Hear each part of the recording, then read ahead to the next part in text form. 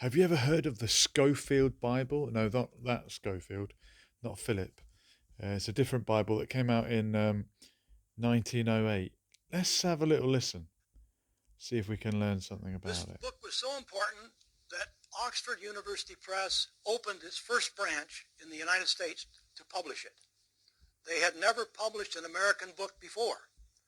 They had not published Whittier's books, his poetry. They had not published Longfellow. They had not published any of our great American authors, but they published this. The Oxford University Press published the Schofield book. They promoted it into key American seminaries and Bible schools where the beliefs of future generations of pastors could be molded to cloud the peacemaking traditions of Christianity and benefit the state of Israel. But 1908, the state of Israel didn't exist yet. Most pastors and teachers were unaware of any danger, since there was no state of Israel at the time. Most of them did not even know the Jewish state was being planned. Few guessed that the Schofield book would be used by secular powers to bend Christians into political and financial servitude to the Jewish state, present-day Israel.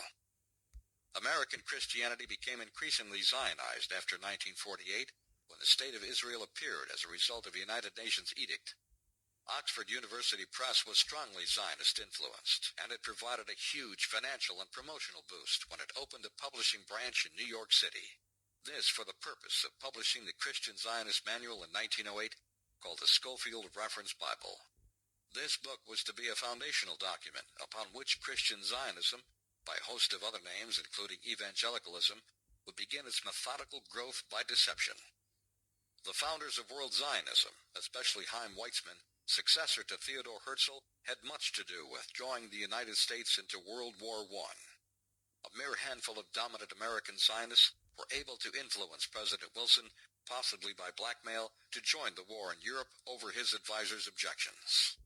America lost over 100,000 men who were entirely innocent of any involvement in European politics. And out of all this, the World Zionist movement gained a piece of land. Israeli property. I quote, "Get thee out of thy country, and from thy kindred, and from thy father's house, into a land that I will show thee." Zionists of all races interpret the phrase, "into a land that I will show thee," as a perpetual land grant to present-day Israel. Now we will examine the most effective corrupter of Scripture in history, one Cyrus I. Schofield, a 19th century American. Note on page 19 that the footnotes dwarf the text. Note also that the italicized insertions in between the verses... So it's a Bible that they wrote a lot of notes in and explanations, kind of like when they put tafsir in the Quran. This is additions to the Bible, like sort of explanations. And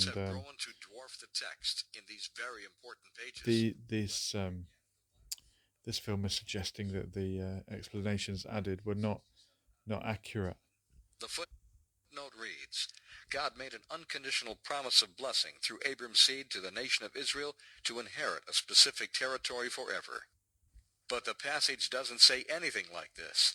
God orders Abram to go to a land that God will show him, using the first-person familiar thee, meaning Abram and no one but Abram.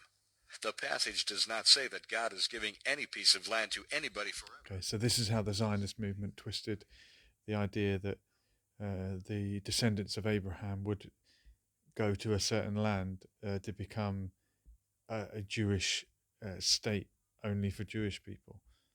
What notes does it take to understand what God was saying to Abraham? I mean, anybody who reads that should be able to figure that out, that's what the message is. But Mr. Schofield wrote all of this to explain it.